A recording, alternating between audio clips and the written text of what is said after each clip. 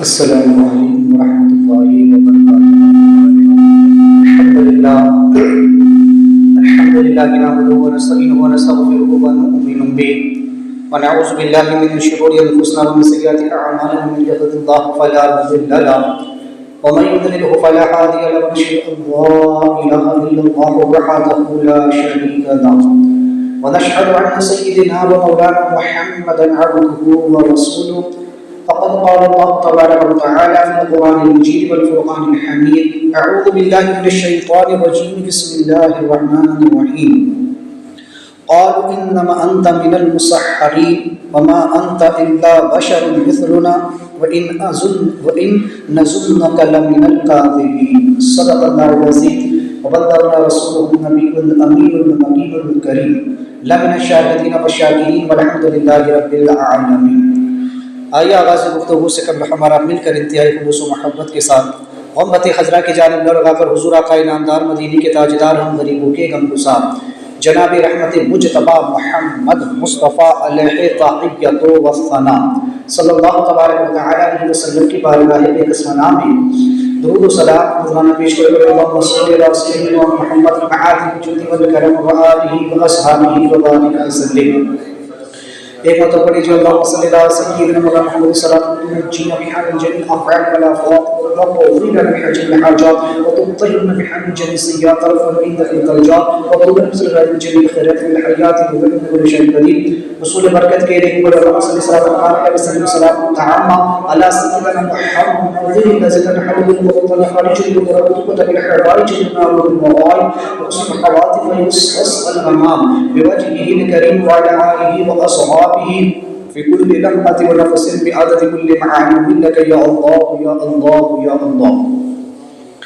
حضرت سیدنا شعیب نبی علیہ الصلوۃ والتسلیم کا ذکر خیر شروع ہے، جس میں اس سے قبل ہم نے سماعت کیا کہ شعیب علیہ السلام کو اللہ تبارک و تعالی نے دو قوموں کی طرف نبی و رسول بنا کر بھیجا، جن میں سے ایک تو قوم مدین تھی جس کو آپ نے تبلیغ فرمائی، لیکن جب اس قوم نے آپ کو جھٹلایا تو اس قوم کا انجام کیا ہوا؟ پھر ایکا والوں کی طرف آپ مبعوث ہوئے، اور چونکہ یہ دونوں قومیں ایک دوسرے کے قریب کے علاقوں میں واقع تھیں اور یہ دونوں ہی قوم حضرت ابراہیم علیہ السلام کی نسل سے تھی، اسی لیے ان کے معاملات بھی ایک جیسے تھے، ان کے عقائد اور ان کے معاملات میں یکسانیت تھی، اس لیے دونوں کی طرف شعیب علیہ السلام ہی کو رسول بنا کر بھیجا گیا. تو جو خرابیاں قوم مدین میں تھی وہی قوم ایکا میں بھی تھی. آپ نے سیم تبلیغ ان کو بھی فرمائی، وہی تبلیغ ان کو بھی فرمائی کہ کفر و شرک کو چھوڑ دے اور اللہ وحدہ لا شریک پر ایمان لائے، اور یہ جو تم نام تول میں کمی کرتے ہو اور یہ جو لوگوں کے حقوق تم مار لیتے ہو تو اس چیز کو ختم کرو، اور ان کی اخلاقی خرابیوں کو بھی آپ نے دور کرنے کی کوشش کی. بجائے سے یہ قوم بھی آپ پر ایمان لاتی، آپ کی تصدیق کرتی، آپ کی تعلیمات کو قبول کرتی، انہوں نے بھی پچھلی قوموں کی طرح وہی گھسے پٹے راہ الائی، وہی الزام آپ پر لگائے جو پچھلی قومیں کرتی چلی آئی، وہی معاملات جو پچھلی قوموں نے کیے انہوں نے بھی وہی کیا. لہذا قرآن کہتا ہے، انہوں نے کہا قالوا انما انت من المسحرین، کہنے لگے کہ ہمارا تو خیال یہ ہے کہ تم پر بار بار جادو کیا گیا. وما انت الا بشر مثلنا، اور تم نہیں مگر ہماری طرح کے ایک بشر ہو. وان نظنک لمن الکاذبین، اور ہم تو تمہیں جھوٹا خیال کرتے ہیں. فاسقط علینا کسافا من السماء ان کنت من الصادقین، تو ہم پر آسمان سے کوئی پتھر گرا دیجئے، آسمان کا کوئی عذاب نازل کرا دیجئے اگر تم اپنی باتوں میں سچے. تو انہوں نے بھی وہی پرانا راہ الاپا، وہی گسے پٹے سوالات کیے، وہی الزامات لگائے جو پچھلی قومیں اب تک لگاتی چلی آ رہی تھی. آپ بارہا سن چکے ہیں کہ حضرت نوح علیہ السلام پر بھی الزام لگا، حضرت ابراہیم علیہ السلام، حضرت صالح علیہ السلام، ہود علیہ السلام اور حضرت شعیب علیہ السلام. قوم مدین نے بھی یہی کہا کہ تم پر جادو کیا گیا. اور قوم ایکا نے بھی یہی بات کہی کہ ہم دیکھتے ہیں کہ قالوا انما انت من المسحرین، کہ تم پر جادو کیا گیا، ایک بار نہیں بلکہ بار بار تم پر جادو کیا گیا۔ کیوں؟ اس لیے کہ جادو کے سبب سے انسان کی عقل خارج ہو جاتی ہے۔ اب جادو کیا ہوتا ہے؟ جادو ایک عمل ہے کہ جس کے ذریعے سے کبھی انسان کو ختم بھی کر دیا جاتا ہے، کبھی انسان کو بیمار بھی کر دیا جاتا ہے، کبھی انسان کے معاملات، اس کے معاملات میں رد و بدل کیا جاتا ہے۔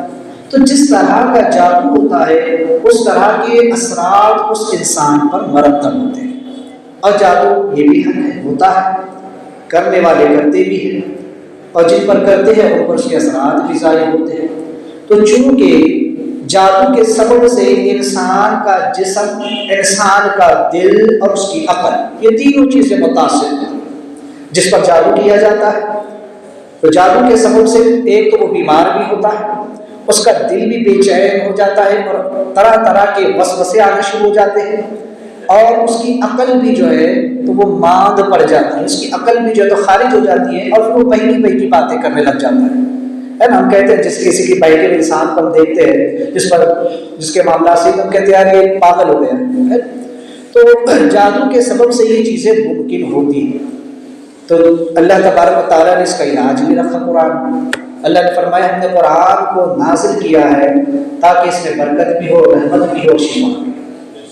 تو بہرحال اس کو بعد میں دیکھیں گے۔ تو جادو ایک عمل ہے جس کے ذریعے سے انسان پر عملیات کیے جاتے ہیں اور اس کے اثرات اس پر مرتب ہوتے ہیں، جس کے سبب سے اس کی عقل بھی ضائع ہوگی، اور جب عقل ضائع ہو گئی تو وہ بے وقوفانہ باتیں کرتا ہے۔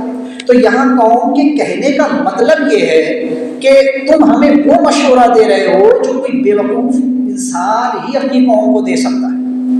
کیوں انہوں نے ایسا کہا؟ اس لیے انہوں نے ایسا کہا کیونکہ وہ جس طریقے سے تجارت کرتے تھے، لوگوں کو دھوکہ دے کر کے اور ناپ توڑ میں کمی کر کے، اس میں ان کو زیادہ فائدہ نظر آتا تھا، اس میں وہ لوگوں کو دھوکہ دے کر زیادہ کمائی کر لیتے تھے۔ اور جب شعیب علیہ السلام نے انہیں دھوکہ دینے سے، ڈانڈی مارنے سے، ناپ توڑ میں کمی کرنے سے منع کیا تو ظاہر سی بات ہے کہ اس میں منافع کم ہوگا۔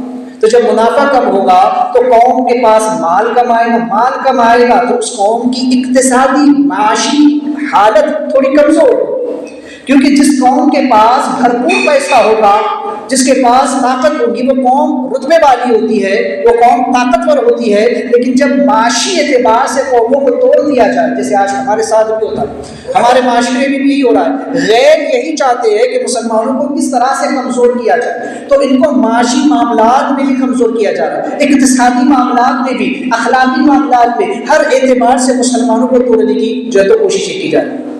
ہماری املاک کو ضبط کیا جا رہا ہے، ہماری پراپرٹیز پر قبضے جمائے جا رہے ہیں، کیوں؟ تاکہ مسلمان کمزور پڑ جائے۔ تو بہرحال وہ قوم یہ کہہ رہی تھی، ان کا کہنے کا مطلب یہ تھا کہ اس طرح سے ہم زیادہ کما رہے ہیں اور تم ہمیں کم کمانے کا طریقہ بتا رہے ہو، اگر ہم تمہارے طریقے پر تجارت کریں گے تو پھر ہمیں منافع کم ہوگا، آمدنی کم ہوگی، اور اس طرح سے ہم معاشی اعتبار سے کمزور ہو جائیں گے۔ تو ایسا مشورہ اپنی قوم کو کوئی بے وقوف ہی دے سکتا ہے، کوئی کم عقل ہی دے سکتا ہے۔ لہٰذا ہمیں تو یہ گمان ہوتا ہے کہ تم پر کسی نے جادو کر دیا، اسی لیے تم ایسی بہکی بہکی باتیں کر رہے ہیں۔ یہ سبب تھا ان لوگوں کے یہ کہنے کا، جبکہ بے وقوف قسم کے لوگ تو وہ تھے۔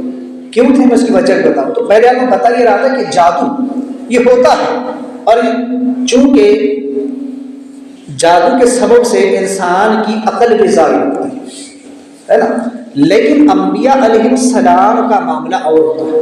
یہاں ایک بات بتا دوں کہ حضور علیہ السلام پر بھی جادو ہوا تھا، تو کیا انبیاء پر جادو ہوتا ہے، اور اگر ہوتا ہے تو اس کی کیفیت کیا ہوتی ہے وہ سمجھو، کیونکہ آگے ایک بات آ رہی ہے وَمَا أَنْتَ إِلَّا بَشَرٌ مِثْلُنَا، انہوں نے کہا نا کہ تم ہماری طرح کے بشر ہو۔ تو یہ ایک جو تو نقطہ ذہن میں رکھیے گا کہ جو لوگ نبی کو اپنی طرح بشر کہتے ہیں اس کو آگے تشریح کروں گا، لیکن یہاں اس بات کو سمجھ لیں، ہے نا، اس بات کو ذہن میں رکھ کر یہ جو گفتگو میں کر رہا ہوں اس کو سمجھیں کہ نبی پر جادو ہوتا ہے۔ تو علماء کا کہنا ہے کہ انبیاء پر جادو نہیں ہوتا ہے، ہاں البتہ یوں ہوتا ہے کہ ان کے ظاہری جسم پر اس کے چند اثرات مرتب ہوتے ہیں. کیوں؟ اس لیے کہ یہ جو جسم ہے یہ خاکی ہے نا، یہ لباس بشر ہے. میں اس کو آگے تفصیل سے بیان کروں گا جب اس آیت کے اوپر آؤں گا. لیکن بتانا یہ ہے کہ انبیاء علیہ السلام کی روحانیت بڑی مضبوط ہوتی ہے. اس وجہ سے ان کے قلب پر اور ان کی عقل پر اس کا ہرگز اثر نہیں ہوتا ہے. ان کا دل اور ان کا عقل، ان کی عقل ہر وقت بالکل صحیح و سالم اور سلامت رہتے ہیں، چاہے وہ بڑھاپا ہو، چاہے وہ بچپن ہو، چاہے وہ جوانی. آپ دیکھیں کہ انسان کی کیفیتیں کیا ہوتی ہیں. انسان جب بچپن میں ہوتا ہے، جب انسان کا بچپنا ہوتا ہے تو اسے کوئی سمجھ نہیں ہوتی، بچوں کو کوئی سمجھ نہیں ہوتی ہے. لیکن نبی کا معاملہ ایسا نہیں ہوتا ہے. قرآن پڑھ کر کے دیکھیں، حضرت عیسیٰ علیہ السلام ابھی جھولے میں ہے اور وہیں سے وہ لوگوں سے کلام کر رہے ہیں اور کہہ رہے ہیں کہ لوگوں میں اللہ کا رسول اور اللہ نے مجھے رسول بنا کر بھیجا ہے اور تمہیں نماز اور زکوٰۃ کا میں حکم دیتا ہوں اور اللہ نے مجھ پر کتاب اتاری. ابھی کتاب اتری بھی نہیں ہے، ابھی تورات ملی نہیں ہے، لیکن جھولے میں جو تو یہ کہہ رہے ہیں عیسیٰ علیہ السلام کہ مجھے اللہ نے جو ہے تو انجیل عطا فرمائی، قرآن مجھ کو جو اللہ نے کتاب عطا فرمائی. تو نبی کا مقام سمجھے کہ وہ بچپن میں بھی ہے تو ان کی عقل اور ان کا دل وہاں بھی سلامت ہے. جوانی ہے تو وہاں بھی سلامت ہے، جوانی میں تو سوال ہے. اور بڑھاپے میں ہوتا ہی ہے نا، کہتے ہیں کہ بچہ اور بوڑھا برابر ہو جاتے ہیں، دونوں کی عقل برابر ہو جاتی ہے. بڑھاپے میں انسان کی عقل کمزور پڑ جاتی ہے، لیکن نبیوں کا معاملہ ایسا نہیں ہوتا ہے، بلکہ ان کی عقل تو کامل ہوتی چلی جاتی ہے. قرآن کہتا ہے کہ محبوب آپ کو ہم ہر آنے والی گھڑی گزر جانے والی سے بہتر ہے. ہم نے آپ کو اتنا عطا فرما دیا، اتنا عطا کر دیا کہ آپ اپنے رب سے راضی ہو جائیں. تو جتنی ان کی عمر اور بڑھتی ہے، ان کے علم میں اضافہ ہی ہوتا چلا جاتا ہے، ان کی سوچ سمجھ میں، ان کی جو تو فہم و فراست میں اور زیادہ اضافہ ہوتا جاتا ہے. قرآن کہتا ہے وَعَلَّمَكَ مَا لَمْ تَكُن تَعْلَمُ وَكَانَ فَضْلُ اللَّهِ عَلَيْكَ عَظِيمًا.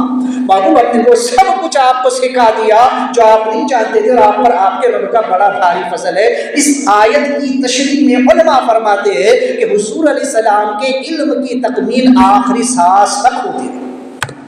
حضور السلام دنیا سے اس حال میں تشریف لے گئے کہ اللہ نے آپ کو ہر غیب پر آگاہ فرما دیا. تو حضور علیہ السلام کی عقل اس وقت تک بھی سلامت ہے. تو پتہ چلا کہ انبیاء علیہ السلام کا معاملہ ہماری طرح کا نہیں ہوتا، ان کا دل اور ان کی عقل ہر وقت ہر حال میں سلامت رہتی ہے. تو جادو کا اثر انبیاء علیہ السلام پر نہیں ہوتا ہے. پھر وہ روایت جو ہمیں ملتی ہے کہ آقا علیہ الصلوۃ والتسلیم پر ایک یہودی عورت نے جادو کیا، تو اس کا اثر حضور صلی اللہ علیہ وسلم کے صرف ظاہری اعضاء پر ہوا کہ سرکار سے بیمار ہوئے. جب حضور صلی اللہ علیہ وسلم بیمار ہوئے تو جبریل علیہ السلام تشریف لائے اور آ کر کے حضور علیہ السلام کو اس بات کی خبر دی کہ یا رسول اللہ علیہ السلام فلا فلا یہودی عورت نے آپ پر جادو کیا ہے اور موم کا ایک پتلا بنا کر اس نے 11 سوئیں چبو کر کے اور 11 گاٹھیں باندھ کر کے اسے فلا کنویں میں فلا پتھر کے نیچے جو تو دبایا. حضور السلام نے مولا علی رضی اللہ تعالیٰ کو بلایا اور بلا کر ساری کیفیت بتائی اور کہا کہ جاؤ اور جا کر کے اس کنویں سے سوئے کا پہلے پورا پانی نکالو اور اس میں ایک پتھر ہے، اس پتھر کو تم اٹھاؤ گے تو وہاں کھجور کی چھال کی ایک تھیلی ہے اور اس تھیلی میں یہ موم کا پودا رکھا ہوا. حضرت مولا علی رضی اللہ تعالیٰ عنہ تشریف لے گئے اور جا کر کے ویسا ہی کیا، وہ موم کا پودا واسطے تھیلی کے ساتھ نکالا اور آپ حضور کی بارگاہ میں سارا سامان رکھا. جبرائیل علیہ السلام پھر دوبارہ نازل ہوئے تو وہ سورہ فلق اور سورہ ناس یہ 2 صورتیں لے کر کے نازل ہوئے. دونوں صورت جو اخیر کی بالکل آخری صورتیں ہیں، سورہ فلق اور سورہ قل اعوذ برب الفلق اور قل اعوذ برب الناس، آ کر کے وہ نازل ہوئے، لے کر کے نازل ہوئے اور حضور سلیم کی بارگاہ میں بیٹھے، وہ سامان سامنے رکھا گیا اور آپ نے یہ صورتیں حضور کو تلاوت فرمائی، حضور کو پڑھ کر کے سنائی. کہا یا رسول اللہ آپ اس کی تلاوت فرمائیں. جب حضور تسلیم نے ان صورتوں کی تلاوت کی تو چونکہ اس دونوں صورتوں کو ملا کر 11 آیتیں، دونوں صورتوں کو ملا کر 11 آیتیں ہیں، تو حضور صلی اللہ علیہ وسلم جب ان صورتوں کو پڑھتے اور ایک ایک آیت کو مکمل کرتے تو ایک گروہ کھل جاتی اور ایک سوئی نکل جاتی. اور جب سرکار علیہ السلام نے مکمل طور پر سورہ فلق اور سورہ ناس کو ختم فرمایا، مکمل فرمایا، تو وہ 11 گروہ بھی کھل گئی، 11 سوئیں بھی نکل گئی اور حضور علیہ السلام بالکل صحت یاب. اب یہاں چند باتیں سن. پہلی چیز یہ کہ قرآن میں شفا ہے. اللہ فرماتے ہیں وَنُنَزِّلُ مِنَ الْقُرْآنِ مَا هُوَ شِفَاءٌ وَرَحْمَةٌ لِّلْمُؤْمِنِينَ وَلَا يَزِيدُ الظَّالِمِينَ إِلَّا خَسَارًا. بے شک ہم قرآن میں اتارتے ہیں شفا اور رحمت مومنوں کے لیے، اور اس میں خسارہ ہے ظالموں کے. تو قرآن میں شفا بھی ہے اور رحمت بھی ہے، قرآن میں ہدایت بھی ہے، سب کچھ قرآن میں موجود ہے. اب جو لوگ قرآن کے تعویذ بنائے ہوئے تعویذات کو بھی شرک و بدعت و ناجائز و حرام کہتے ہیں، وہ لوگ پگلے درجے کے لوگ. کیونکہ یہ تو حدیث پاک سے ثابت ہے کہ جب سرکار علیہ التسلیم پر جادو ہوا اور حضور علیہ التسلیم بیمار ہوئے تو قرآن کے ذریعے اللہ نے شفا عطا فرمائی. اب اگر کوئی بیمار آتا ہے، اس کے پر دم کر دیا جائے، اس کو قرآن پڑھ کر کے اس پہ پھونک دیا جائے، قرآن کا تعویذ بنا کر دے دیا جائے تو یہ بالکل جائز ہے. یہ شرک و بدعت ناجائز و حرام ہرگز نہیں. بہرحال دوسری چیز، یہاں وہابیوں کا ایک اعتراض ہوتا ہے، اور وہ اعتراض یہ ہوتا ہے کہ حضور علیہ الصلوۃ والتسلیم کے بارے میں ہم اہل سنت والجماعت کا عقیدہ یہ ہے کہ حضور کو اللہ نے غیب کا علم عطا فرمایا. تو یہ کہتے ہیں کہ جب حضور کو غیب کا علم ہے تو حضور کو خود سے کیوں پتہ نہیں چل گیا کہ مجھ پر جادو کیا گیا اور فلاں عورت نے جادو کیا ہے اور اس کا سامان جو ہے تو فلاں کنویں میں اس پتھر کے نیچے رکھا ہوا ہے، کیوں جبریل نے آ کر بتایا تب حضور کو پتہ چلا؟ یہ ان کا اعتراض ہے. اس کا جواب سنیں. اس کا جواب یہ ہے کہ ہمارا عقیدہ یہ ہے کہ حضور علیہ الصلوۃ والتسلیم کو اللہ نے جو علم غیب عطا فرمایا تو آپ کے علم کی تکمیل آخری سانس تک ہوتی ہے. دو باتیں یہاں سمجھ یاد رکھیں اصول کی، یہ بالکل اصول کی چیز یاد رکھیں. ایک تو یہ کہ یا تو حضور علیہ الصلوۃ والتسلیم کو اس وقت اس بات کا علم عطا نہیں کیا گیا، اور یہ کوئی حضور کی شان سے بعید نہیں، کیونکہ ہمارا عقیدہ یہ ہے کہ انبیاء کو اللہ بتدریج علم عطا فرماتا ہے. ہر لمحہ عالم الغیب ہونا یہ اللہ کی شان، ہر وقت ہر چیز کو علم میں رکھنا یہ صرف اللہ ہی کی شان ہے. انبیاء علیہ السلام کو یا تو کبھی حکمت کے تحت وہ بات اس وقت نہیں بتائی جاتی اور بعد میں اس کا علم دیا جاتا ہے، بعد میں وہ چیز بتائی جاتی ہے. اس سے ان کی شان پر کوئی فرق نہیں آتا. مثال کے طور پر ایک بچہ اگر اسکول میں پڑھ رہا ہے تو وہ پہلی جماعت میں جائے گا، دوسری میں جائے گا، تیسری میں جائے گا، تو بتدریج وہ آگے بڑھے گا. ایسا نہیں کہ پہلی جماعت میں اس کو 10ویں جماعت کا سلیبس بنا دیا جائے. تو انبیاء علیہ السلام کے علم کی تکمیل بتدریج ہوتی رہتی ہے. تو ممکن ہے کہ اس وقت اللہ نے حضور علیہ السلام کو وہ علم عطا نہ کیا ہو. کیوں؟ اس کی وجہ یہ تھی کہ حضور علیہ الصلوۃ والتسلیم کے ذریعے امت کو پیغام دینا تھا. وہ کیا تھا؟ اب اس کو میں پہلے دوسری بات رکھوں، اس کے بعد اس کو بیان کروں. دوسری وجہ یہ ہے کہ ممکن ہے کہ حضور علیہ السلام کو اس کا علم ہو، حضور کو خبر ہو، حضور جانتے ہو کہ مجھ پر جادو کیا گیا ہے اور وہ پتھر کے نیچے مون کا پتلا رکھا گیا ہے، لیکن حضور خاموش رہے. کیوں؟ کیونکہ حضور یہ جانتے تھے، حضور اس سے آگے بھی دیکھ رہے تھے. وہابی تو صرف یہی تک دیکھ رہے ہیں، لیکن حضور اس سے آگے دیکھ رہے ہیں.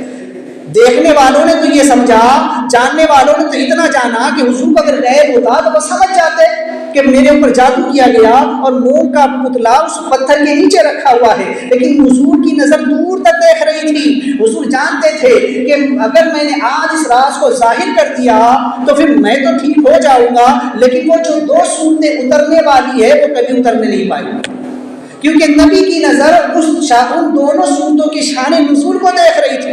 کیونکہ قرآن کے اترنے کا ایک سبب ہے، قرآن بے سبب نہیں اترا ہے، قرآن تھوڑا تھوڑا اترا ہے. تورات، زبور، انجیل اللہ نے بیک وقت عطا کر دی تھی، لیکن قرآن کی خاصیت ہے، قرآن کا یہ معجزہ ہے کہ قرآن تھوڑا تھوڑا اترتا رہا اور حالات اور زمانے کے اعتبار سے اترتا رہا. جیسے ضرورت ہوتی تھی، جس مسئلے کی ضرورت ہوتی اس وقت قرآن کی آیتیں اتارتی جاتی تھی. اور ہر آیت کا، ہر سورت کا ایک شان نزول ہوتا ہے، اس کی ایک وجہ ہوتی ہے. تو سورہ فلق اور سورہ ناس کے نزول ہونے کی وجہ ہی یہی تھی کہ حضور علیہ السلام پہ جادو ہو اور پھر جبرائیل علیہ السلام ان دونوں صورتوں کو لے کر کے آئے. تو حضور یہ دیکھ رہے تھے، اگر حضور پہلے بتا دیتے تو یہ 2 صورتیں اترتی. تو لہٰذا حضور کی نظر وہاں تک تھی. لہٰذا جب جادو ہوا تب جبرائیل علیہ السلام یہ 2 صورتیں لے کر کے آئے. امت کو یہ انعام کی صورت میں بھی ملی کہ اگر تم پر بھی جادو ہو تو اس لیے فرمایا گیا کہ رات کو سونے سے پہلے اگر کوئی 4 کل پڑھ کر اپنے ہاتھ پر دم کر کے پورے بدن پر پھیر کر کے سو جائے تو انشاءاللہ بلا و مصیبت اور جادو سے وہ محفوظ رہے گا. بہرحال تو چونکہ حضور علیہ السلام کی نظر دور تک تھی، ٹھیک ہے، تو اس کا جواب ہو گیا کہ حضور کو غیب کا علم ہے لیکن حضور دور تک بھی دیکھتے ہیں، اس کی وجہ یہ تھی۔ اب یہ جو قوم نے کہا کہ تم پر جادو کیا گیا، حقیقت اگر دیکھی جائے تو اس کے برعکس ہے، جادو تو پوری قوم پر ہوا ہے، شعیب علیہ السلام پر کوئی جادو نہیں ہوا۔ قوم شعیب علیہ السلام سے کیا کریے، قالوا انما انت من المسحرین، کہنے لگے کہ ہم تو دیکھتے ہیں کہ تم پر جادو کیا گیا ہے۔ کیوں؟ وجہ یہ تھی کہ تم وہ باتیں ہمیں بتا رہے ہو کہ جس سے ہمارے نفع میں کمی واقع ہوتی، اور ایسا مشورہ وہی انسان دے سکتا ہے کہ جو قوم کا بھلا نہیں چاہتا، یا وہ انسان کہ جس کی عقل حد سے خارج ہو چکی، جو پاگل ہو چکا ہو، جس پر جادو کیا گیا ہو، تو ایسی بہتی باتیں وہ کرتا ہے۔ یہ وجہ سے انہوں نے آپ کو کہا کہ آپ پر جادو کیا گیا، لیکن حقیقت اس کے برعکس ہے، جادو تو قوم پر ہوا ہے۔ جادو کیا کس نے ہے؟ جادو دنیا نے کیا ہے۔ ان پر دنیا نے اپنا جادو ایسے کر دیا کہ ان کی عقلیں حد سے خارج ہو گئی، اور یہ شعیب علیہ السلام کی صاف ستھری باتوں کو، ان کی تعلیمات کو، ان کی نصیحات کو سمجھ نہیں پا رہے کہ شعیب علیہ السلام انہیں کیا تعلیم کر رہے ہیں، انہیں گمراہی سے نکال کر ہدایت کی طرف لا رہے ہیں، انہیں کفر سے نکال کر ایمان کی طرف لا رہے ہیں، انہیں اندھیرے سے نکال کر اجالے کی طرف لا رہے ہیں، وہ جو روشن آیتیں انہیں سنا رہے ہیں، وہ جو پاکیزہ تعلیمات انہیں دے رہے ہیں، قوم سے سمجھنے کے لیے تیار نہیں ہے، تو قوم کی عقل جو تو گھاس چرنے گئی، قوم کی عقل جو تو مات کھا گئی ہے۔ کیوں؟ کیونکہ قوم پر دنیا نے جادو کر دیا۔ جادو کا ایک ہوتا ہے ظاہری مفہوم اور ایک ہوتا ہے مجازی مفہوم، ٹھیک ہے، جادو کا ایک ہے حقیقی معنی اور ایک ہے مجازی معنی۔ ویسے اگر کسی پر جادو، یعنی حقیقتاً کسی پہ جادو کیا گیا ہے نا، کوئی عمل کر کے کسی پر جادو کر دیا گیا تو ہم کہتے ہیں اس پر جادو کر دیا گیا ہے نا، اب اس کا علاج کرانا پڑے گا، کسی پیر فقیر کے پاس، کسی پیر صاحب کے پاس لے جاؤ، کسی عامل کے پاس لے جاؤ، یا کسی بزرگوں کے مزار پر لے جا کر کے اس کا وہاں علاج کروایا جائے۔ اور ایک ہوتا ہے مجازی معنی۔ مجازی معنی میں یہ ہوتا ہے کہ اگر میں اس کی مثال دوں تو یہ ہوگی کہ اگر کبھی گھر میں مرد عورت کی بات زیادہ سنے تو ماں کہتی ہے کہ عورت نے اس پر جادو کر دیا، اس کی بات سنے، اور اگر بیٹا ماں کی بات سنے تو عورت کہتی ہے کہ ہاں اس کی ماں نے بھی کرنے کو ٹال کر دی، وہ اس کی بات سنتا، میری بات سنتا۔ تو یہ ہو گیا ہے مجازی معنی، یعنی جادو تو نہ ماں نے کیا ہے نہ بیٹے نے کیا، لیکن وہ اس کا اس قدر تابع دار ہو گیا ہے کہ وہ اس ایک کی بات کو مان رہا ہے۔ تو انسان کی جب عقل حد سے گزر جائے گی، وہ کسی ایک ہی چیز کو پورا فوکس کر دے ہے نا، تو جیسے کہ یہاں پر ان لوگوں نے شعیب علیہ السلام کی تعلیمات کو رد کر دیا اور کفر و شرک کی طرف وہ بڑھنے لگے، اور برائی اور بے حیائی کی طرف، اور لوگوں کو دھوکہ اور فریب دینا، اسی کو وہ لوگ صحیح سمجھنے لگے۔ کیوں؟ کیونکہ دنیا نے ان پر اپنا جادو کر دیا، دنیا کی رنگینیاں، دنیا کی خواہشات اور دنیا کی جو تو لمبی طویل تمنا خواہشیں ان پر ایسے غالب آ گئی کہ یہ دنیا کرنے لگے کہ انہیں یہ نظر آتا تھا کہ اگر ہم نے شعیب علیہ السلام کی تعلیمات پہ عمل کیا تو ہمارے منافع میں نقصان واقع ہو جائے گا۔ تو لہٰذا دنیا کی حرص، دنیا کی طمع، دنیا کی لالچ اور دنیا کے فیشن اور دنیا کی تمنا نے ان لوگوں پر ان کی عقلوں کو ایسے زائل کر دیا کہ یہ شعیب علیہ السلام کی صاف ستھری تعلیمات کو بھی سمجھنے کے لیے تیار نہیں، بلکہ یہ ان پر الزام لگا رہے ہیں۔ تو ایسا ہی ہوتا ہے نا، جب کسی انسان پر جادو کیا جاتا ہے اسے آپ اچھی بات بھی بتاؤ تو سمجھ میں اس کے نہیں آتا۔ تو یہاں یہی معاملہ ہے، دنیا بہت بڑی جادوگر ہے، اس کا فتنہ سب سے بڑا فتنہ ہے، جسے پاک نے فرمایا دنیا کا فتنہ بڑا عظیم فتنہ ہے۔ جو اس میں مبتلا ہوا، دنیا کی خواہشات میں مبتلا ہوا، پھر آپ اس کے سامنے شریعت کے سارے مسئلے رکھ دو، وہ نہیں ماننے والا۔ ماننے والا تو ایک بات کو بھی مان لے گا، لیکن نہ ماننے والے کے سامنے سارا قرآن پڑھ دو، وہ نہیں ماننے والا۔ تو یہ حال ہوتا ہے دنیا پرستوں کا، دنیا کے چاہنے والوں کا۔ دنیا تو ہے ہی ایسی ہے نا، میں سے پہلے بھی کہہ چکا ہوں، قاتل ڈالے شوہر کش، اس مردار پہ کیا لگ جایا، دنیا دیکھی بھاگی۔ دنیا کا حال یہ، اس کی مثال دی گئی بوڑھی گھوڑی لال لگام۔ اس کا حال یہ ہے کہ ایک مرد نے ایک حسین عورت کو دیکھا اور اس پر فارفتہ ہو گیا، اس پر عاشق ہو گیا، کہا کہ بس اسی سے نکاح کروں گا، اور پھر اس نے اس سے نکاح بھی کر لیا۔ اور جب رات کو اس کے بستر پر پہنچا تو اندھیرا تھا، بستر پر پہنچا، جا کر اس کے ساتھ اس نے رات بسر کی، اور جو ہی دن نکلا، صبح کا اجالا پھیلا، تو تب وہ اٹھا تو دیکھنے لگا کہ اس کے بغل میں ایک بوڑھی عورت بیٹھی ہوئی ہے کہ جس کے بدن پر جھریاں پڑی ہوئی ہے، جس کے آنکھوں سے جو ہے تو میل نکل رہا ہے، کان سے میل نکل رہا ہے، جسے دیکھ کر انسان کو گھن محسوس ہو۔ اس نے پوچھا تم کون ہو، یہاں کیسے آ گئی؟ کہا کہ میں تمہاری بیوی ہوں، رات تم نے تو مجھے سے میرے ساتھ گزارا، میرے ساتھ نکاح کیا، میرے ساتھ تم نے رات گزاری۔ کہا کہ تم وہ نہیں ہو جس کے ساتھ میں نے نکاح کیا۔ اسے دیکھ کر اسے اپنے آپ پر گھن آنے لگی کہ میں نے کس بوڑھی عورت کے ساتھ جو ہے تو رات گزارا، میں کس عورت کے ساتھ رات بھر سوتا رہا۔ اپنے آپ سے اسے نفرت ہونے لگی، اپنے آپ پر اسے گھن آنے لگی۔ فرماتے ہیں یہی حال دنیا کا ہے، انسان کا ہے، کیونکہ یہ دنیا انسان کے سامنے بن سنور کے آتی ہے، یہ دنیا انسان کے سامنے فیشن کے روپ میں ایسے آتی ہے کہ انسان اس پر فارغ ہو جاتا ہے، اس پر عاشق ہو جاتا ہے، میں یہ بھی لے لوں، میں وہ بھی کر لوں، میں یہ بھی کھا لوں، میں وہ بھی پی لوں، جس کے سبب سے نہ وہ حق و باطل، صحیح و غلط، حرام و حلال میں کوئی فرق نہیں کرتا، کوئی تمیز نہیں کرتا۔ دنیا میں ایسا گرفتار ہوتا ہے، ایسے فارفتہ ہوتا ہے، بس آنے تو کدھر سے آ رہا ہے، بس میرا تو کام بنے، میرا کام ہو جائے، یہ سوچ کر انسان دنیا پر ایسا فارفتہ ہوتا ہے۔ لیکن جب وہ مرتا ہے اور قبر میں پہنچتا ہے تب اس کی آنکھ کھلتی ہے، تب اس کی آنکھ ہوتی ہے کہ دنیا تو ایک غفلت تھی، غفلت کا اندھیرا تھا جس میں وہ دنیا کے ساتھ نکاح کر بیٹھا، دنیا کے ساتھ دل لگا بیٹھا، دنیا سے محبت کر بیٹھا۔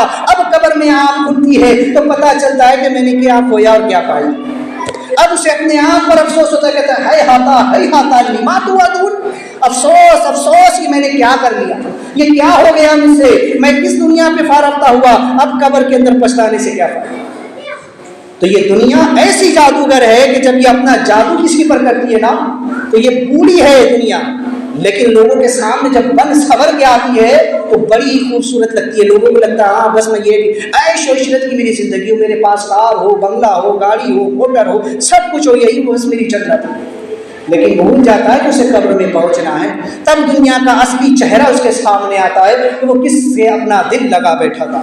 تو بہرحال قوم شعیب علیہ السلام نے بھی، ایکا والوں نے بھی دنیا کی محبت میں فارفتہ ہو کر شعیب علیہ السلام کی پاکیزہ تعلیمات کو جھٹلایا، اور انہیں کو جو ہے تو کہنے لگے کہ ہم تو سمجھتے کہ تم پر جادو کیا گیا، در حقیقت جادو تو ان پر وارد ہوا۔ پھر انہوں نے کہا وما انت الا بشر مثلنا، کہنے لگے کہ ہم تو دیکھتے ہیں کہ تم ہماری طرح کے بشر ہو۔ وہی اعتراض جو ہر قوم نبی پر کر دیا گیا، ہر دور میں انبیاء پر یہ اعتراض ہوتے رہے، ہر قوم یہی کہتی رہی، ہر کافر یہی کہتا رہا کہ ہم تمہاری بات کیوں مانیں، تم تو ہمارے ہی جیسے بشر ہو، ہمارے ہی جیسے انسان ہو۔ تو یہاں سے یہ بات اچھی طرح واضح ہوتی ہے کہ انبیاء کو اپنی طرح کا بشر کہنا یہ کافروں کا طریقہ ہے، یہ کافروں کا عقیدہ ہے، یہ ان کا نظریہ ہے کہ وہ انبیاء علیہ السلام کی تہذیب کی خاطر، ان کو ذلیل کرنے کی خاطر معاذ اللہ، اور ان کو کم دکھانے کی خاطر، ان کی شان میں تنقیص کرنے کے لیے انہیں اپنی طرح کا بشر کہتے ہیں۔ یہ تو نہیں، اگر ہماری طرح کے بشر، ہماری جیسے عام انسان ہے، ہم تمہاری بات کیوں مانیں، تمہارا کام کیوں مانیں، تمہاری اتباع ہم کیوں کریں، تمہاری پیروی ہم کیوں کریں۔ لہٰذا وہی گھسا پیٹا ہے تیرا۔ یہاں پر ایک بات بتا، ویسے تو اس پر میں 12 بول چکا ہوں بشر پر، لیکن ایک بات اور بتا دوں، بشر انبیاء علیہ السلام بے شک ہوتے ہیں، لیکن یہاں بات مثلیت کی آتے ہے قرآن کہ یہاں لفظ مثلنا آیا ہوا، بشر مثلنا، تم ہماری طرح کے بشر، انبیاء بشر ہے مگر ہماری طرح کے بشر، انبیاء کے بشر ہونے کا انکار نہیں کیا جا سکتا، کیوں؟ اس لیے کہ اللہ نے انہیں لباس بشر میں ضرور بھیجا ہے، لیکن وہ ہماری طرح کی بشر نہیں ہے، ہماری طرح کے انسان وہ نہیں ہے، بلکہ وہ کیسے اعلیٰ فرماتے ہیں کہ انسان نہیں، انسان ہے یہ، قرآن تو ایمان بتاتا ہے انہیں، اور ایمان یہ کہتا ہے میری جان۔ تو یہ انسان ہے، یہ بشر بھی ہے، لیکن ہماری طرح کے نہیں ہیں، بلکہ یہ صدقہ ملا ہے ہمیں کہ اللہ نے ان کے صدقے ہمیں بشر بنایا، یہ صدقہ ملا ہے، کیونکہ بشر ہونا یہ کوئی معمولی بات نہیں ہے، یہ کوئی معمولی مقام نہیں ہے، بلکہ یہ ایک بہت بلند و بالا مقام ہے جس پر اللہ نے حقیقتاً اپنے انبیاء کو رکھا ہے، اور ان کے طفیلی ہم کو بنایا گیا۔ یا 3 باتیں بتاؤں گا، ایک خلیفہ، بشر اور انسان۔ اللہ نے فرمایا انی جاعل فی الارض خلیفہ، زمین میں اپنا خلیفہ بنانے والا ہوں۔ تو بنایا کس کو؟ آدم علیہ السلام، نبی کو بنایا، اور ان کے صدقے ہم بھی جو ہے تو خلیفہ بنے۔ اصل خلیفہ تو انبیاء ہے، ان کے طفیل میں ہم خلیفہ کہلاتے ہیں۔ قرآن نے کہا محبوب آپ کہہ دیجیے قل انما انا بشر، محبوب آپ کہہ دیجیے کہ ظاہری صورت میں تمہارے جیسا انسان ہوں، بشر ہوں۔ تو حضور اسلام بھی بشر ہے، انبیاء بشر ہے، لیکن ہماری طرح تو نہیں ہے۔ یہ اب ایک آیت کی الگ تشریح ہے، لیکن پہلے قرآن نے انہیں بشر کہا ہے، لیکن ہماری طرح کے بشر کی حدیث پاک حضور فرماتے ایکم مثلی، صحابہ سے کہہ رہے تم میں سے کون ہے میری مثل؟ گویا تم میں سے میرے جیسا کوئی نہیں۔ جب صحابی نبی کی مثل نہیں ہے تو عام امتی کیسے نبی کی مثل ہو سکتا ہے؟ ہر کس نے۔ تو بشر کا اطلاق بھی ان پر ہوا ہے۔ حقیقت میں بشر انبیاء ہے اور ان کے صدقے میں بشر ہم بنے۔ تیسری چیز انسان، قرآن کہتا ہے الرحمن علم القرآن خلق الانسان علمہ البیان، رحمان نے اپنے محبوب کو قرآن سکھایا اور انسانیت کی جان محمد صلی اللہ علیہ وسلم کو پیدا فرمایا۔ یہاں پر انسان سے مراد حضور علیہ السلام ہے۔ اب جو قرآن نے کہا لقد خلقنا الانسان فی احسن تقویم، ہم نے انسان کو بہترین صورت میں پیدا فرمایا۔ اب اگر دونوں آیتوں کو جوڑ دو تو ایک طرف قرآن کہتا ہے لقد خلقنا الانسان فی احسن تقویم، ہم نے انسان کو بہترین صورت میں پیدا فرمایا، اور دوسری طرف قرآن کہتا ہے الرحمن علم القرآن خلق الانسان علمہ البیان، کہ رحمان نے اپنے محبوب کو قرآن سکھا، انسانیت کی جان محمد صلی اللہ علیہ وسلم کو پیدا کیا۔ یا انسان سے مراد حضور ہے تو پتہ چلا کہ حضور ہے جن کو اللہ نے پیدا فرمایا، سب سے بہترین صورت میں پیدا فرمایا۔ لقد کرمنا بنی آدم، ہم نے انسان کے بشر کے سر پر کرامت کا تاج رکھا۔ در حقیقت مراد انبیاء علیہ السلام، ان کے سروں پر کرامت کا تاج ہے اور ان کے صدقے ہم کو یہ شرافت ملی، ان کے صدقے ہم کو یہ عزت ملی ہے۔ تو ہر معاملے میں چاہے وہ خلیفہ ہو، چاہے وہ بشر ہو، چاہے وہ انسان ہو، ہر اعتبار سے یہ معاملہ انبیاء کے لیے ہم تو ان کے طفیلی ہے۔ اگر اللہ ہم کو جانوروں میں پیدا کر دیتا تو ہم کیا کر لیتے؟ اگر اللہ ہم کو پرندوں میں پیدا کرتا تو ہم کیا کر لیتے؟ اگر اللہ نباتات میں پیدا کرتا، اللہ جمادات میں پیدا کرتا تو ہماری حیثیت کیا رہ جاتی؟ کیوں؟ اس لیے کہ کائنات میں سب سے افضل مخلوق اللہ نے بشر کو بنایا، اور بشر آدم علیہ السلام ہے، انبیاء علیہ السلام ہے، اور ان کے صدقے اللہ نے ہم کو انسان بنایا، ہم کو بشر بنایا، تو ہم تو ان کے طفیلی۔ تو اصل بشر تو انبیاء ہے، لیکن بشر میں بڑا فرق ہے نا۔ ایک مثال میں دیتا ہوں، مٹی ہوتی ہے نا، مٹی کئی طرح کی ہوتی ہے۔ آپ فتاوی رضویہ شریف کو پڑھ کر کے دیکھیں تو آپ کو پتہ چلے گا کہ اعلیٰ حضرت نے جب تیمم کا باب باندھا ہے کہ کس مٹی سے تیمم کیا جائے تو 100 سے بھی زائد مٹی کی اقسام گنا دی ہے۔ کتنی قسم کی مٹی ہوتی ہے اور کس مٹی کی خاصیت کیا ہوتی ہے اور کس مٹی سے تیمم جائز ہے اور کس سے نہیں جائز ہے۔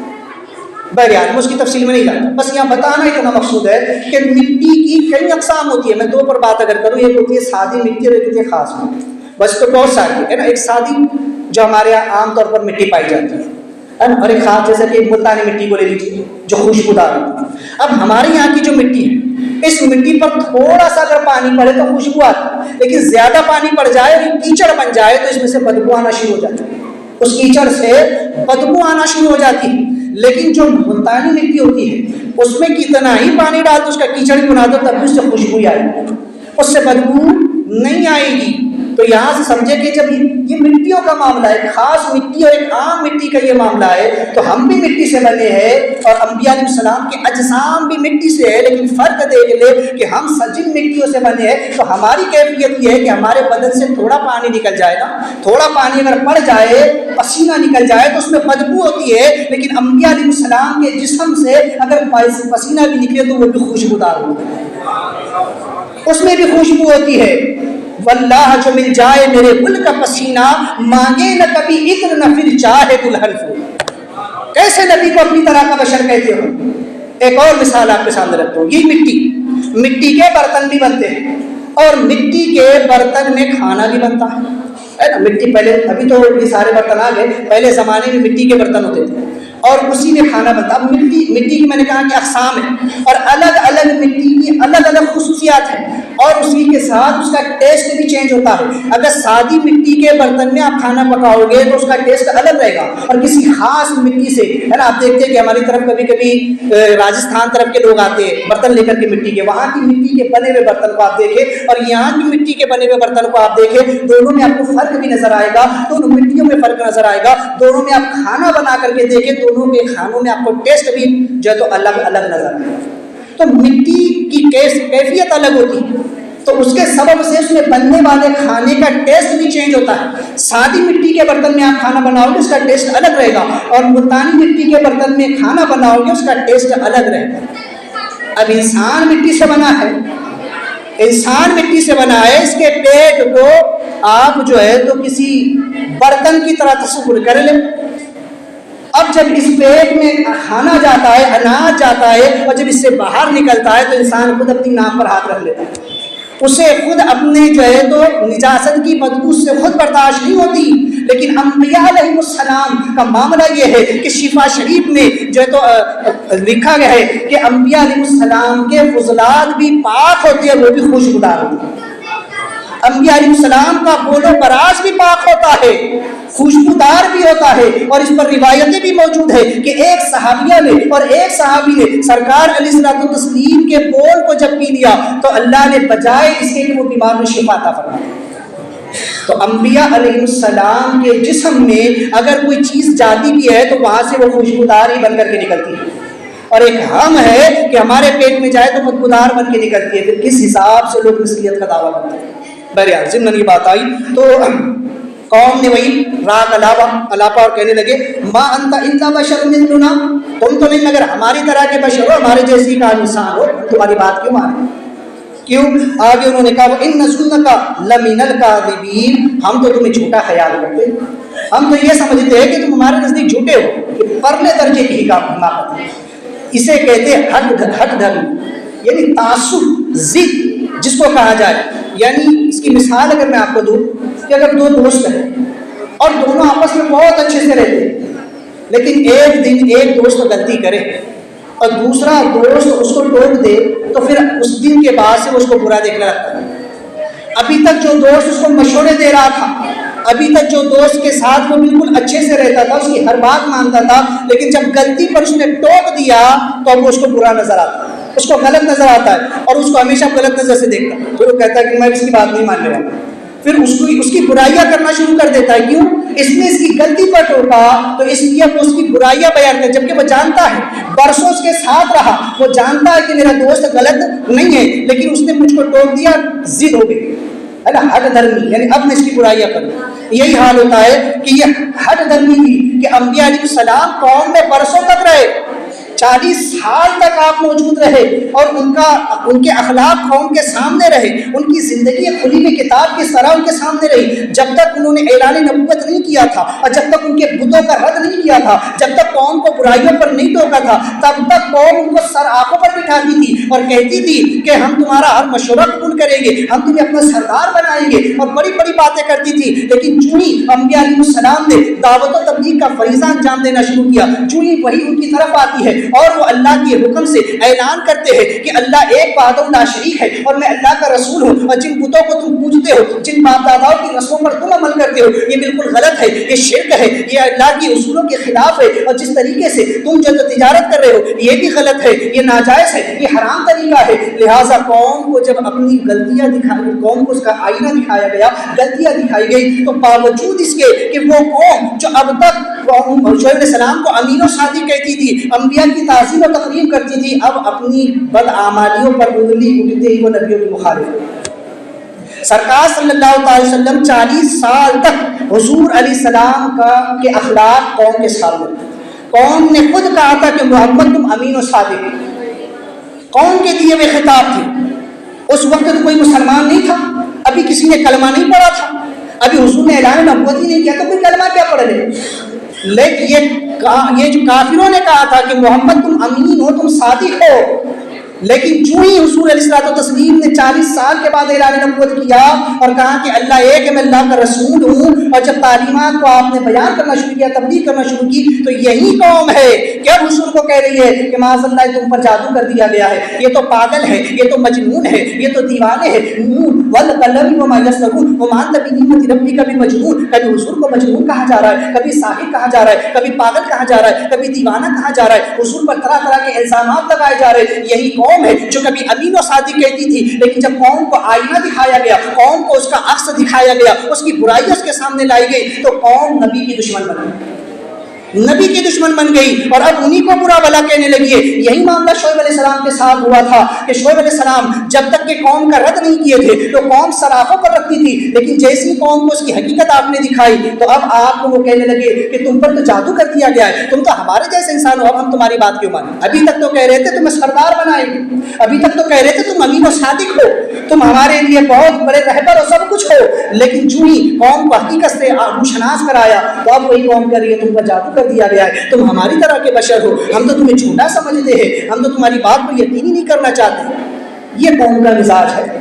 اگر کوئی امام، کوئی عالم، کوئی مفتی قوم کو اس کی غلطیاں دکھائے تو اس کے ساتھ بھی معاملات ہیں، اور اس کے پیچھے پڑ جاتے ہیں، ہاں اس کو نکالو، اس کی ٹانگ کھینچو، اس کو برا بھلا ہو، یہ حالات ہوتے ہیں۔ بہرحال تو انہوں نے کہا ان نظنک لمن الکاذبین، ہم تو تمہیں جھوٹا تصور کرتے، جھوٹا خیال کرتے کہ پرلے درجے کی حد کرو۔ پھر کہنے لگے فاسکت علینا، تو ہم پر گرا دیجئے کسافا من السماء، آسمان کا کوئی حصہ، آسمان کا کوئی ٹکڑا یا آسمان سے کوئی پتھر ہم پر گرا دیجئے، کیوں؟ ان کنت من الصادقین، اگر تم سچے، اگر تم اپنی تبلیغ میں سچے ہو، اپنی باتوں میں سچے ہو، تو پھر ہم پر آسمان سے کوئی عذاب نازل کر دو، ہم پر آسمان کا ایک حصہ گرا دو، یا آسمان سے کوئی پتھر ہمارے اوپر گرا دو، تب ہم جانیں کہ آپ واقعی میں تم سچے۔ تو یہ ہوتی ہے بے وقوفانہ بات، بڑی پرلے درجے کی بے وقوفانہ باتیں کہ انسان کی جب عقل مات کھا جاتی ہے نا، جب دنیا پرستی انسان پر غالب آتی ہے تو وہ اللہ والوں سے ایسے ہی بھڑ جاتا ہے۔ جب اللہ کسی کو ذلیل کرنا چاہتا ہے نا تو سب سے آسان طریقہ یہ ہے کہ وہ انبیاء، اولیاء، علماء کا گستاخ ہوتا ہے۔ یہ سب سے بڑی اس کے لیے بدقسمتی ہے کہ وہ جو تو کسی عالم کی، کسی مفتی کی، کسی اللہ کے ولی کی، کسی نبی کی شان میں گستاخی کرے۔ اور جب اللہ کسی کے ساتھ بھلائی کا ارادہ کرتا ہے نا تو اس کو ان نیک لوگوں کے ساتھ لگا دیتا ہے، وہ ان نیک لوگوں کا دامن پکڑ لیتا ہے، پھر اگر دوسری برائیاں بھی ہونا تو اس کے صدقے میں اللہ معاف فرما دیتا ہے۔ لیکن جس کے ساتھ اللہ برائی کا ارادہ کر لینا، جس کو تباہ کر دینا چاہے، تو پھر اس کی حال یہ ہوتا ہے کہ وہ نبیوں کو، ولیوں کو برا بھلا کہنا شروع کر دیتا ہے۔ یہاں قوم کا حال بھی ہو گیا۔ اب وہ کہنے لگے کہ اچھا تم اگر سچے ہو نا تو پھر ہم پر آسمان سے کوئی عذاب نازل کر دو، آسمان کو کوئی حصہ گرا دو۔ تو یہ پرلے درجے کی بے وقوفی، ایسی بات انہوں نے نبی سے کہی کہ جو نبی خود کرتے نہیں نہ کرنا چاہتے۔ کیوں؟ اس کی وجہ سمجھ لے کہ عذاب کا لانا یہ نبیوں کا کام نہیں ہے، عذاب کا نازل کرنا یہ اللہ رب العالمین کے اختیار میں ہے۔ کس قوم کو تباہ کرنا ہے، کب تباہ کرنا ہے، یہ اللہ ہی جانتا ہے۔ اور انبیاء علیہ السلام کا اگرچہ علم ہوتا ہے لیکن عذاب لانا ان کے اختیار میں نہیں ہے۔ مراد یہ ہے کہ عذاب کو لانا یہ انبیاء کا کام ہی نہیں ہوتا ہے، بلکہ وہ تو عذاب کو ٹالنے کی کوشش کرتے ہیں، وہ تو آنے والی مصیبتوں کو روکتے ہیں۔ انبیاء، اولیاء، علماء کا وجود زمین پر ہوتا ہی اس لیے کہ اللہ ان کے صدقے میں قوم کی آنے والی بلاؤں اور مصیبتوں کو ٹال دیا کرتا ہے۔ تو عذاب لانا ان کا کام نہیں ہے۔ وہ قوم کو کیوں برباد کرنا چاہیے؟ ایک باپ اپنی اولاد کی بربادی نہیں چاہتا، اولاد کتنی ہی نافرمان ہو جائے لیکن تب بھی باپ قوم کی اولاد کی بھلائی چاہتا ہے۔ نبی امت کے حق میں باپ کی مثل ہوتا ہے، وہ قوم کی برائی کبھی نہیں چاہتے، وہ قوم کی ہلاکت کبھی نہیں چاہتے، وہ نہیں چاہتے کہ قوم تباہ و برباد کر دی جائے، بلکہ وہ تو چاہتے ہیں کہ میری قوم ہدایت پر آ جائے۔ مولا نے ایک موقع اور عطا کر دے، اللہ ایک ہدایت کا موقع اور عطا کر دے۔ وہ تو بار بار اللہ سے قوم کی ہدایت کی دعا کرتے، موقع مانگتے، عذاب کو ٹالتے رہتے، بلاؤں کو ٹالتے، لیکن جب اللہ حتمی فیصلہ کر لے اور جب اللہ کا ارادہ مضبوط یہ ہو جائے کہ بس اب اس قوم کو تباہ کر ہی دینا ہے، تب انبیاء وہاں سے علیحدہ ہو جاتے ہیں، ان کو جدا کر دیا جاتا ہے، ہٹا دیا جاتا ہے۔ جب امر یقینی آ جاتا ہے، جب اللہ تعالیٰ کا وہ امر آ جاتا ہے کہ اب اس قوم کو برباد ہونا ہی ہے، اسے تباہ ہونا ہی ہے، اس پر عذاب آنا ہی ہے، تو یا تو اللہ کافروں کو مومنوں سے علیحدہ کرتا ہے یا مومنوں کو کافروں سے جدا کرتا ہے۔ دونوں کو الگ کر دیتا ہے اور پھر اللہ کا امر پورا ہو کر کے رہتا ہے۔ تو عذاب لانا انبیاء کا کام نہیں ہے، بلکہ ان کا وجود تو ہوتا ہی اس لیے ہے کہ وہ عذاب کو روکتے ہیں، وہ بلاؤں کو روکتے ہیں، وہ مصیبتوں کو روکتے ہیں۔ میں نے پچھلے ہفتے ایک مثال دیا تھا کہ سورج کی مثال، کہ سورج ہماری زمین سے بہت دور ہے، لیکن اس کی جو شعاعیں ہم تک آتی ہے اس میں بہت ساری شعاعیں جو ہے تو وہ ہارمفل ہوتی ہے، نقصان پہنچانے والی ہوتی ہے، جو اگر ڈائریکٹ ہمارے سمپرک میں آ جائے، ہمارے زمین پر آ جائے تو انسان کے وجود کو جلا دے، انسان کو بیمار کر دے، ہماری دھرتی کے، ہمارے زمین کے نظام کو درہم برہم کر دے۔ اس لیے اوزون کی پرت اللہ نے رکھی ہے تاکہ وہ جو نقصان پہنچانے والی شعاعیں وہیں پر رہ جائیں اور جو فائدہ مند شعاعیں وہ ہمارے پاس پہنچے اور اس سے ہم فائدہ حاصل کریں۔ میں نے کہا تھا کہ انبیاء علیہ السلام جو رسول ہے وہ خدا کے بھی رسول ہے اور امت کے بھی رسول ہے، وہ دونوں کے درمیان ایک واسطہ اور وسیلہ ہے، اس لیے کہ جب رب تبارک و تعالیٰ اگر جلال فرمانا چاہتا ہے تب انبیاء اپنے مقدس ہاتھوں کو اٹھا کر دعا کر دیتے ہیں اور اللہ کا جلال بھی جمال میں تبدیل ہو جاتا ہے، اللہ کا غضب اس کی رحمت میں بدل جاتا ہے۔ آپ جو ہے تو قرآن کو پڑھ کر دیکھیں، آپ جو ہے تو اسی لیے ہمیں حکم دیا گیا کہ لوگوں گناہ کرنے سے انسان اللہ کی نظر سے گر جاتا ہے، جب وہ گناہ کرتا ہے تو اللہ کی رحمت اس سے روٹ جاتی ہے، اللہ کی رحمت ہٹ جاتی ہے۔ حدیث پاک میں جب انسان زنا کرتا ہے تو یہاں تک کہ ایمان اس سے جدا کر دیا جاتا ہے۔ یہ مومن کی شان نہیں ہے کہ وہ ایمان کی حالت میں زنا کرے گا۔ تو جب بندہ گناہ کرتا ہے تو اللہ کی رحمت روٹ جاتی ہے، ہٹ جاتی ہے۔ اسی لیے کہا گیا کہ وَلَوْ أَنَّهُمْ إِذْ ظَلَمُوا أَنفُسَهُمْ جَاءُوكَ کہ جب گناہ کر لو تو نبی کی بارگاہ میں آؤ، یہ نہیں کہا مسجد میں آ جاؤ۔ وہاں بھی دیوبندی کہتے ہیں نا کہ صرف ڈائریکٹ اللہ سے مانگو، ڈائریکٹ اللہ سے مانگو۔ اللہ نے یہ نہیں کہا کہ مسجد میں آ جاؤ، کعبہ میں آ جاؤ اور مجھ سے گناہوں کی معافی چاہو، نہیں کہا وَلَوْ أَنَّهُمْ إِذْ ظَلَمُوا أَنفُسَهُمْ جَاءُوكَ اگر گناہ کر لو نا، میری رحمت سے دور ہو جاؤ تو پھر میرے نبی کی بارگاہ میں آ جاؤ، میرے حبیب کی بارگاہ میں آؤ اور وہاں آ کر توبہ کرو تو پھر تم خدا کو بخشنے والا مہربان پاؤ۔ اگر ڈائریکٹ آؤ گے تو پھر میرے جلال سے جل جاؤ گے، پھر میرا جلال تم دیکھو گے، لیکن میرے محبوب کے وسیلے سے آؤ گے تو میرا جلال بھی پھر میرے جمال میں تبدیل ہوتا ہوا دیکھو گے۔ یہی روایت آپ کو حدیثوں میں پڑھ کر دیکھ لیں، چاہے وہ بخاری ہو، مسلم ہو، چاہے وہ کوئی بھی حدیث کی کتاب ہو، آپ دیکھیں گے کہ ان میں جب قیامت کے منظر کو بیان کیا گیا ہے تو یہ روایت آپ کو مل جائے گی کہ آقا علیہ السلام فرماتے ہیں قیامت کا دن ہوگا اور اللہ تبارک و تعالیٰ پورے غضب پر ہوگا، پورے جلال پر ہوگا اور لوگوں کے دفتر کھلے ہوئے ہوں گے، لوگوں کے نامہ اعمال بکھرے ہوئے ہوں گے، ہر ایک کا اپنا نامہ اعمال اس کے اپنے ہاتھ میں ہوگا، سورج سوانے پر ہوگا، زمین جو تانبے کی ہوگی اور ہر انسان اپنے پسینے میں شرابور ہوگا، ڈبکیاں لگا رہا ہوگا، اب میرے ساتھ کیا معاملہ ہوگا، اب میرے ساتھ کیا معاملہ ہوگا۔ اور جب خدا تبارک و تعالیٰ قوم کا حساب لینا چاہے گا تو حضور اللہ کی بارگاہ میں سجدہ کریں گے، اس سے پہلے کہ لوگوں کا حساب و کتاب ہو، اس سے پہلے کہ رب کا جلال لوگوں پر برسے، حضور سجدہ کریں گے، رب کی رحمت حضور کی طرف متوجہ ہوگی۔ رب فرمائے گا محبوب سجدے سے سر اٹھاؤ، مانگو عطا کیا جائے گا، جو جس کی شفاعت کرو قبول کی جائے گی، پھر حضور امت کی شفاعت کریں گے تو رب کا جلال اس کے جمال میں بدل جائے گا اور پھر گناہگاروں کی شفاعت ہوتی جائے گی اور وہ جنت میں جاتے جائیں گے۔ وہ جو اب تک جہنم میں جانے والے تھے اگر وہ ڈائریکٹ جاتے تو ضرور جہنم میں جاتے، لیکن جو نبی کے دامن میں آ گیا، جو نبی کے سائے کرم میں آ گیا تو پھر نبی کی شفاعت ایسی ہوگی کہ اعلیٰ حضرت فرماتے کیا ہی ذوق افزا شفاعت ہے تمہاری، واہ واہ، قرض لیتی ہے گناہ پرہیزگاری، واہ واہ۔ جب گناہ گار حضور کی شفاعت سے خوش ہو کر جنت میں جا رہے ہوں گے تو نیکوکار کہیں گے ہم کیوں پیچھے رہے، ہمیں ڈائریکٹ نہیں جانا ہے۔ یہ نبی یہ کون ہوں گے؟ یہ نیک قسم کے لوگ ہوں گے، یہ اولیاء ہوں گے، یہ صدیقین ہوں گے، یہ شہداء ہوں گے، یہ وہ نیک ولی غوث قطب ابدال ہوں گے کہ جو اپنے نیک اعمال کی سبب پہ جنت میں جا رہے ہوں گے، لیکن وہ بھی کہیں گے ہمیں اپنے اعمال سے جنت میں نہیں جانا ہے، بلکہ وہ کہیں گے، روایتوں میں آتا ہے، حدیثوں میں آتا ہے کہ یا حضرت ایسے ہی نہیں کہا کہ کیا ہی ذوق افزا شفاعت ہے تمہاری، واہ واہ، قرض لیتی ہے گناہ پرہیزگاری، واہ واہ۔ جتنے پرہیزگار ہوں گے، جتنے متقی ہوں گے وہ لوگ گناہگاروں کو ڈھونڈیں گے، کہیں گے تھوڑے سے گناہ ہم کو ادھار دے دو، تھوڑے سے گناہ دے دو تاکہ ہم بھی حضور کی بارگاہ میں جائیں اور حضور کی شفاعت سے ہم جنت میں جائیں۔ یہ نیکوں کا حال ہوگا کیونکہ وہ بھی کہیں گے ڈائریکٹ نہیں جانا ہے، حضور کی شفاعت سے جنت میں جانا ہے۔ تبھی عرب نے کہا کہ قرض لیتی ہے گناہ پرہیزگاری، واہ واہ۔ تو نیک لوگ بھی حضور کی شفاعت کے ایسے طلبگار ہوں، تو جو نبی کے واسطے سے اور نبی کے وسیلے سے آئے گا اللہ جنت میں پھر اعلیٰ مقام عطا فرمائے۔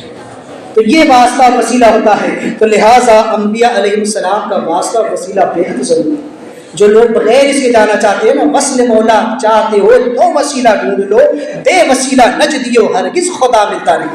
تو قوم نے کہا کہ ہم پر عذاب نازل کر دیجئے. تو یہ بڑی بے وقوفانہ بات ہے کہ نبی سے یہ کہنا کہ ہم پر جو ہے تو آپ عذاب نازل کریں.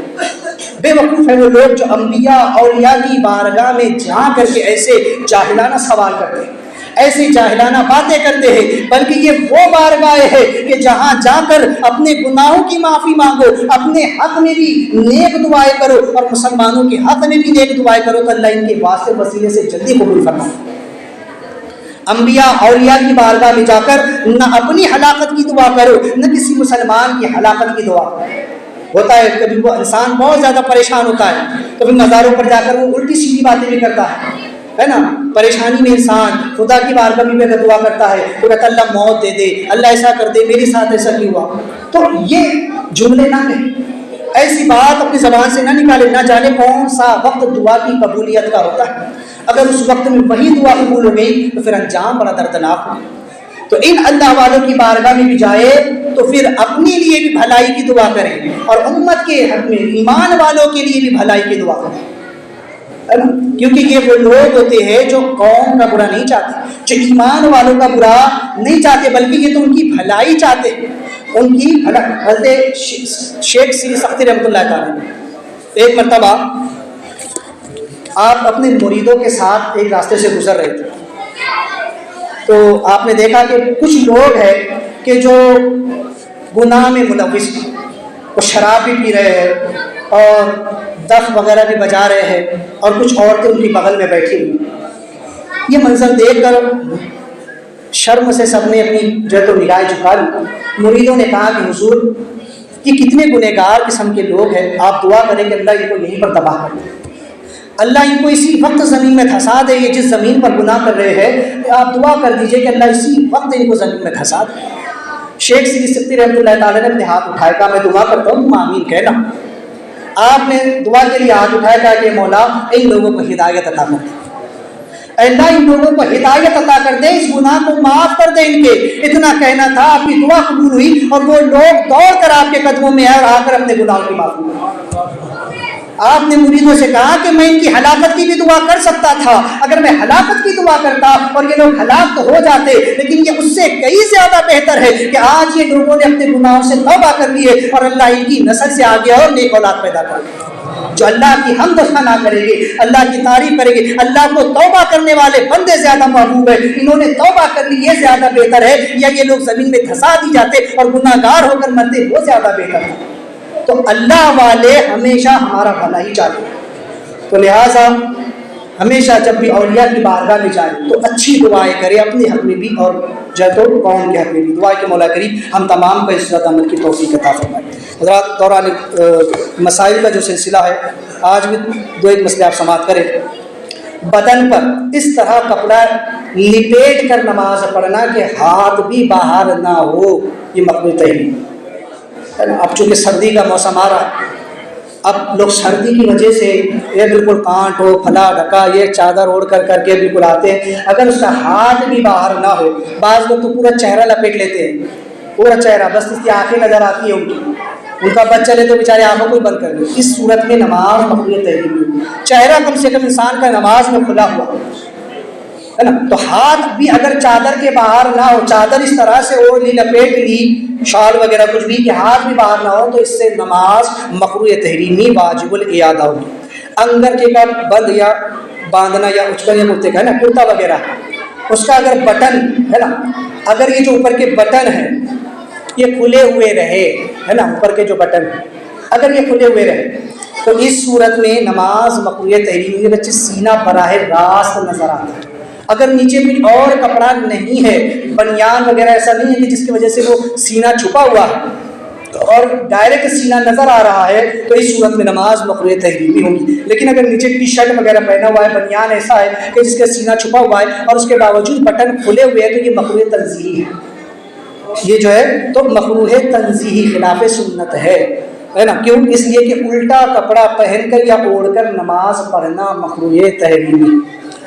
اگر کسی نے الٹا کپڑا پہن کر نماز پڑھی ہے نا، یا چادر کو الٹی وغیرہ اور کر کے تو پھر اس صورت میں نماز مقروء ہے۔ کیوں؟ کیونکہ الٹا کپڑا پہننا یہ خلاف معتاد ہے، یعنی کہ ایسا کام ایسا کہ بھائی جس کو پہن کر آپ بازار میں نہیں جا سکتے، جس حیت میں آپ کسی آفیسر کے سامنے نہیں جا سکتے، کسی بڑے انسان کے پاس آپ نہیں جا سکتے، آپ کو شرم آتی ہے نہیں پولیس آفیسر ہے، کلیکٹر ہے، فلاں ہے، ٹھگا ہے، پی ایچ ڈی ہے، جج ہے، پولیس والا ہے، تو اس کو دیکھتے کہ سانس میں نیچے ہو جاتا ہے، ہاں پائجامے نیچے رہے بولے نہیں بالکل دے رہے ہیں نا، اس کے سامنے جاتے ہوئے نہیں بالکل ہو جائے گا ہے نا، لیکن خدا کے دربار کا اتنا بھی ادب، یہاں آتا تو آستینیں چڑھی ہوئی، نیچے سے پیچے مڑے ہوئے، اوپر سے سینہ کھلا ہوا، تو بھائی نماز پڑھنے آیا کہ خدا سے جنگ کرنے آیا؟ ہاں تو خدا کے دربار کا کوئی ادب نہیں۔ دنیا داروں سے اتنا ڈرتا ہے کہ کلیکٹر ہو، پی ایس آئی ہو، ڈی ایس پی ہو، سادہ سا حوالدار بھی دکھ جائے گا تو اس کے سامنے آستین نیچے کر لے گا، کرتے کے بٹن لگا لے گا، کوئی منتری سنتری آ گیا تو اس کے سامنے ہاں بالکل کپڑے کی اس طرح ٹائٹ ہونا، اور مسجد کے لیے آیا تو بس ڈالو کیسے بھی کرتا نہ، چلو میرے نماز پڑھ۔ تو اللہ کے دربار کا کوئی ادب نہیں، تو لہٰذا الٹا کپڑا اوڑھ کر پہن کر نماز پڑھنا مقروء تحریمی ہے، واجب الاعادہ ہے۔ ان مسائل کو ذہن میں رکھے، قرآن گفتگو کرتی ہوئی توبہ کرتا ہوں، استغفر اللہ ربی من کل ذنب واتوب الیہ، لا الہ الا اللہ محمد رسول اللہ۔